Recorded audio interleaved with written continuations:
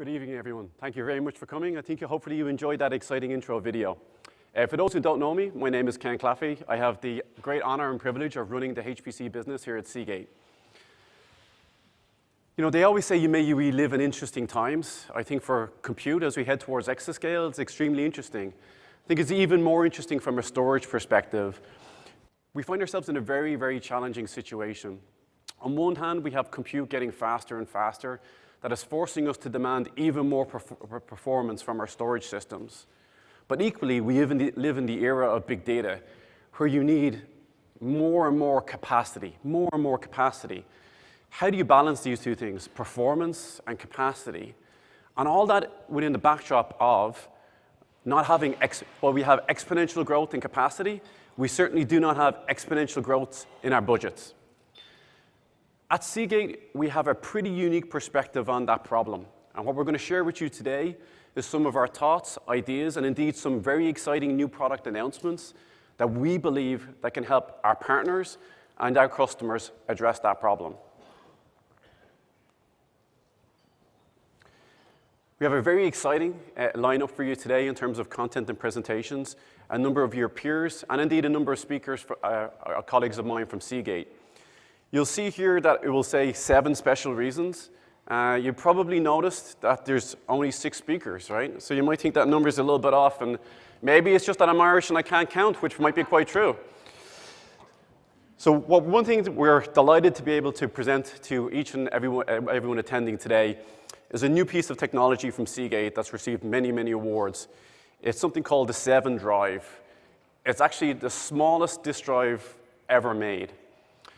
It's really symbolic for us to provide this to you because not only do we make the smallest systems in the world, we also make, power, and work with our partners to support the fastest storage systems in the world. And not only have we made the smallest disk drive in the world, but something that we're going to announce today is we've also made the fastest disk drive in the world. And we're going to explain to you the value that can bring to you and how we can help you solve some of the problems we just talked about. So just to be clear, at the end of the presentation, you'll be able to receive one of these on your way exiting the room. So I wanted to just touch back onto some of the few points that I just made.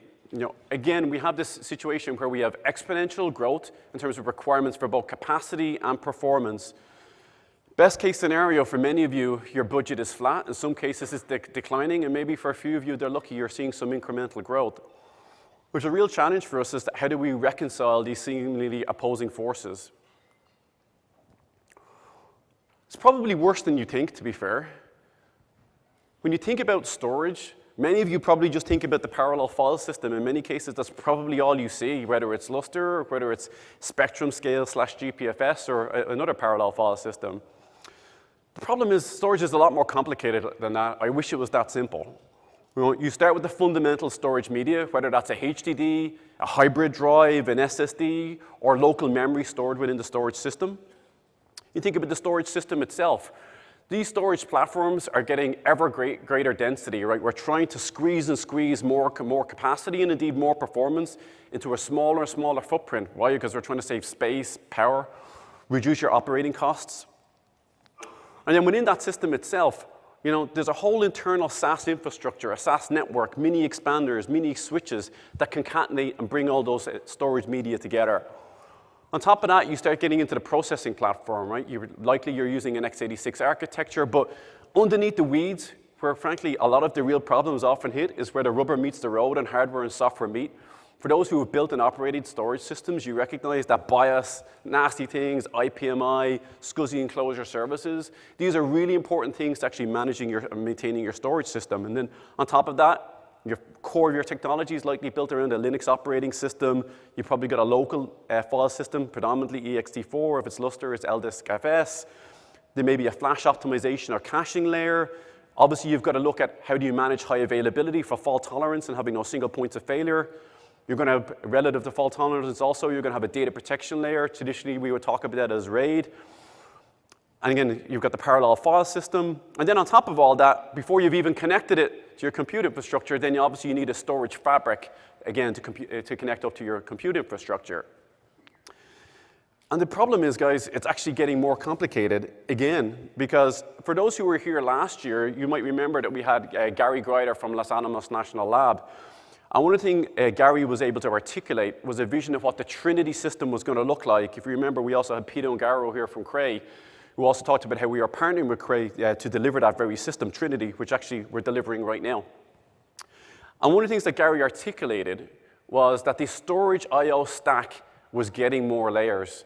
Frankly, as if it wasn't complicated enough for those who've ever tried to back up the tape and restore, things are pretty complicated. But one of the things they articulate is, look, we're getting more and more on-compute memory with DRAM and 3D XPoint and everything that's going on there. You've got the integration of burst buffers, likely also on the compute node. You've got your parallel file system, and this whole complicated stack on the left-hand side, that's just for your parallel file system. And then he also introduced a relatively new concept around something that he called campaign storage. The whole idea of campaign storage was really taking, if you will, some learning from what's going on with cloud architectures and looking at object stores and erasure coding and everything that was going on there. And then ultimately, you're going to move your data eventually onto tape. Although he did say that ultimately he had two goals. He did want to ultimately maybe remove the parallel file system, and he probably wanted to get away from tape. Why?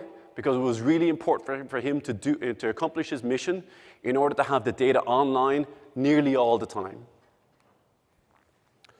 As I mentioned, Seagate, we have a pretty unique perspective, as you would imagine, on how you might solve these problems. This probably may not be so obvious to you, but if you're building that complicated HPC storage system, 85% of the bill of materials of those core components are actually designed, manufactured, developed, and supported by Seagate. So it puts us in a pretty unique perspective to do different things.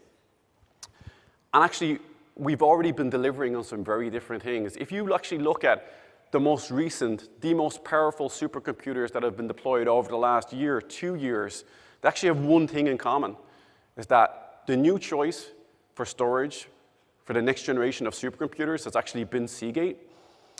And that includes, as I just mentioned, the Llano system, literally the fastest storage system in the world at over 1.6 terabytes.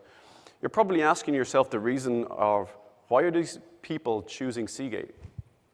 There's two fundamental reasons. We have the ability to provide a unique technical architecture. I would say contrasting us to other vendors, when you design and develop all the components and integrate them together, you can just do different things.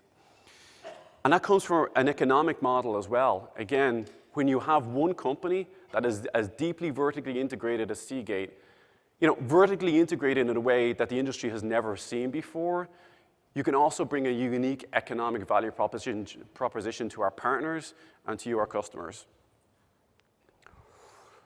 One of the things that we actually had a review with some of our team just before supercomputing, and I asked the team this question. I think it's fair to say that if I asked each of you this question, I think the prevailing view is that storage has significantly lagged the growth or the acceleration in processors.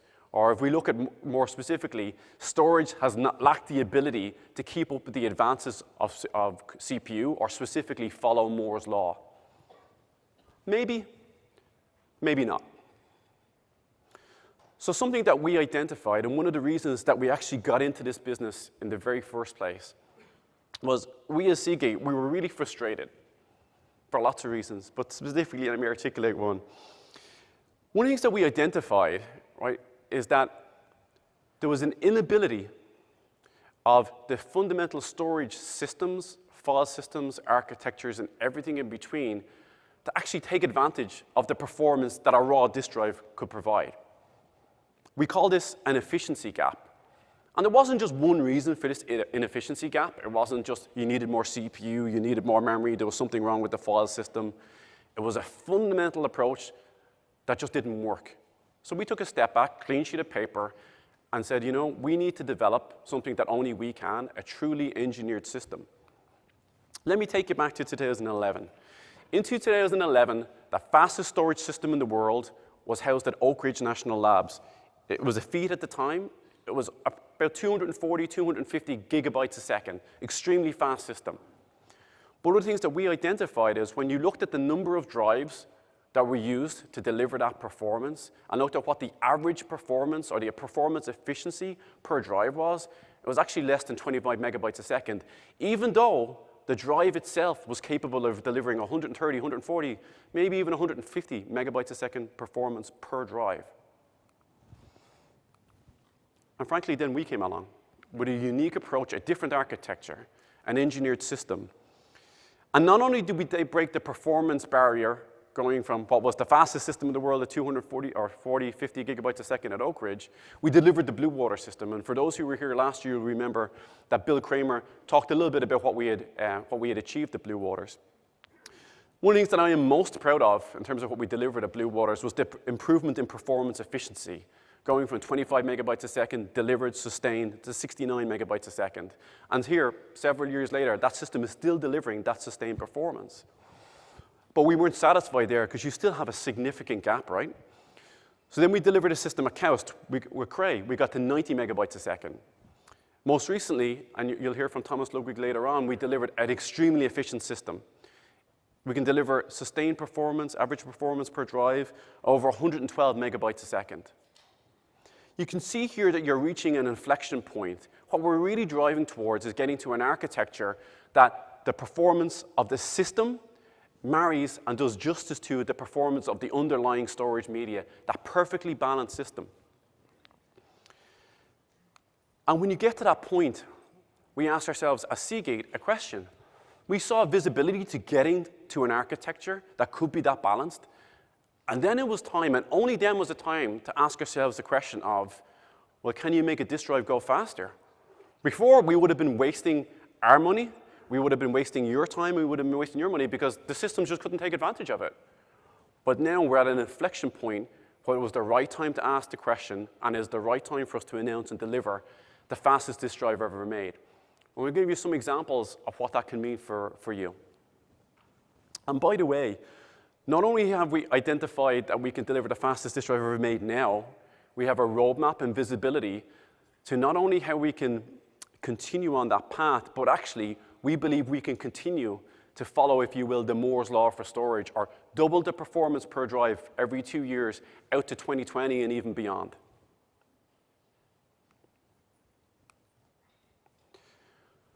One of the things that we're announcing at Supercomputing this year, there's no point in having the fastest system or fastest storage drive or drive in the world if you haven't got a system that is purpose-built from every aspect of its architecture to harness that power, to harness that performance.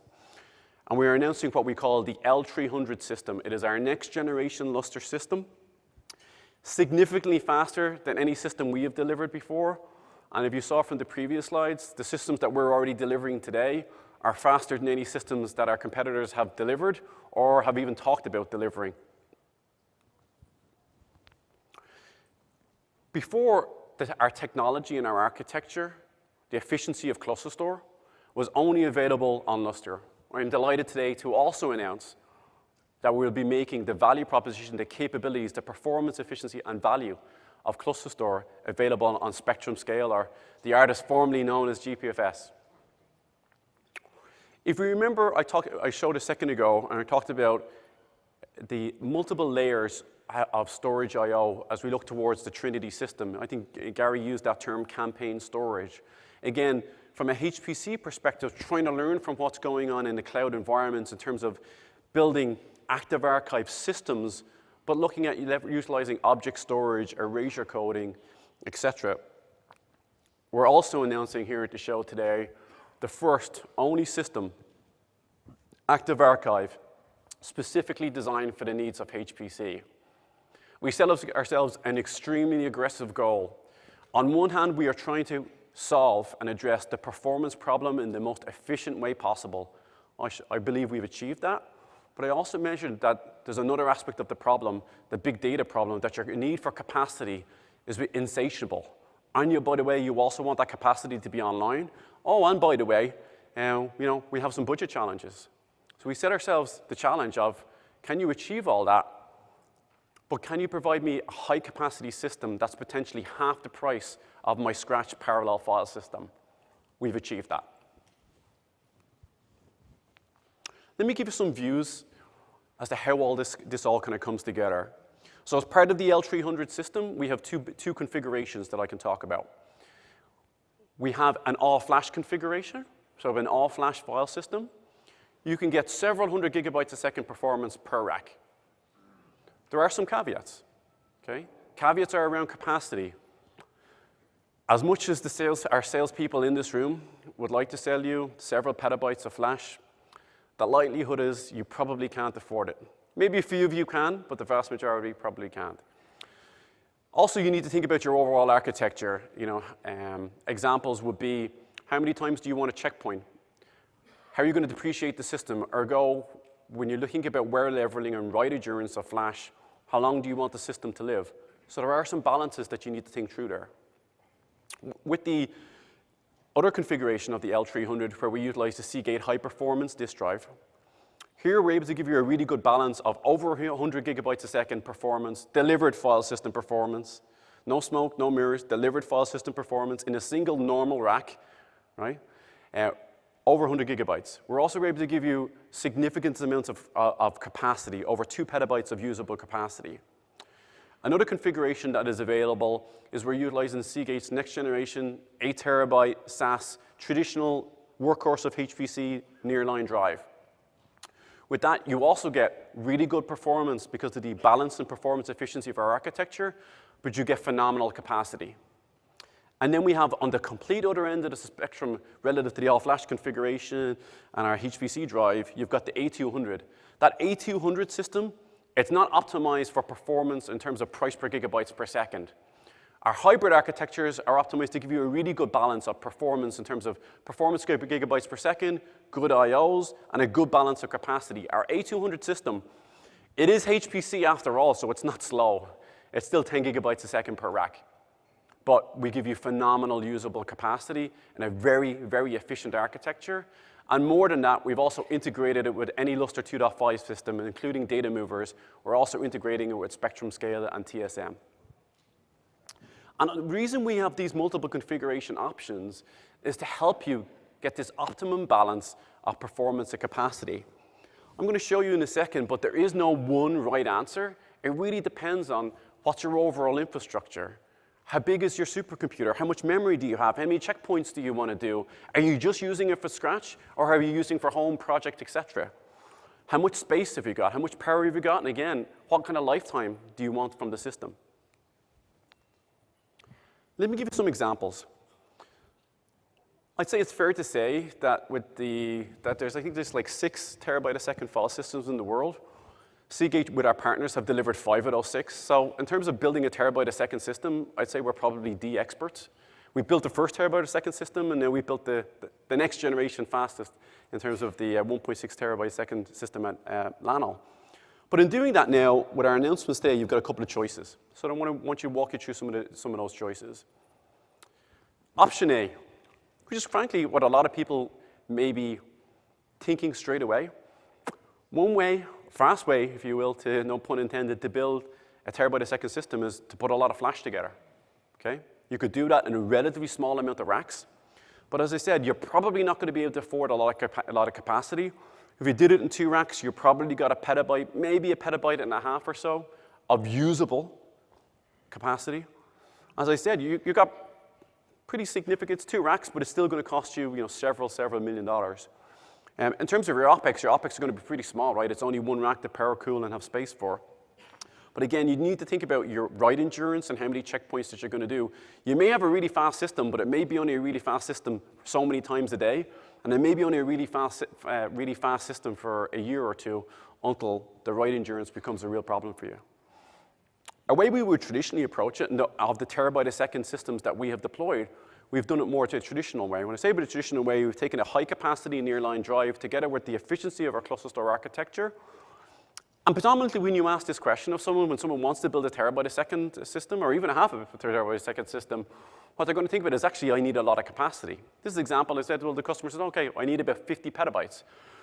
The reality is, if you need about 50 petabytes or even more, 30, 40 or less, or 30, 40 petabytes, you're probably going to get a terabyte a second performance for free. Because today, even with a nearline drive, the drive itself can do 150, 160, in some cases close to 180, 190 megabytes a second. With the efficiency of our architecture, you're going to get a lot of capacity, and you're going to get that performance for free.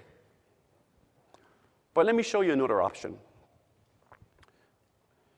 If you take our L300 architecture together with Seagate-specific cluster store HPC drive, we're able to give you a terabyte a second. And with this hybrid architecture, what I should say there is in every system since we first started shipping, it was always a hybrid architecture. We always had some SSDs and then HDDs. SSDs, the right tool for the job in terms of local metadata, et cetera, and then the nice sequential flow going through to the drive.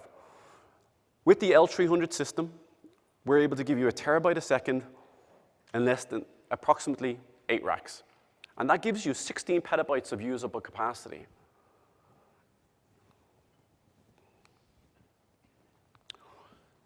So given the theme of the show is HPC transforms, what we wanted to share with you today, and we'll continue to share with you as we spend some time together this evening, is that Seagate, we have the unique bundle of capabilities, the unique desire, the passion to actually solve not only the performance efficiency challenge as we head towards exascale, but to solve a performance efficiency and value challenge. We're the only ones who can actually get down into the earth, take the 51 odd elements of the periodic table and change the laws of physics to give you more performance in a more efficient architecture than anyone ever thought possible.